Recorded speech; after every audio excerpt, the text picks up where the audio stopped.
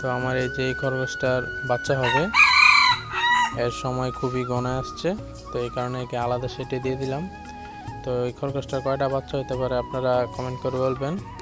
তো এই খরগোশটা আশা করি আগামী 6 থেকে 7 দিনের ভিতরেই বাচ্চা হবে ইনশাল্লাহ, আনুমানিক 6 থেকে 7 দিন। তো এই যে দেখুন ভিতরে ক্রেট দিয়ে দিছি এবং এর আলাদা একদম একটা স্থান দিয়ে দিছি যাতে সে তার মন ইচ্ছা মতো তার বেড, বাচ্চার জন্য বেড তৈরি করে তারপর সে বাচ্চা দিতে পারে।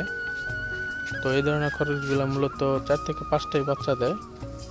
তো এটা আমার এখানে প্রথমবার বাচ্চা দিবে। তো এর বাচ্চা দেখতে চাইলে অবশ্যই আমার সাথেই থাকবেন। সবাই ভালো থাকবেন। আসসালামু আলাইকুম।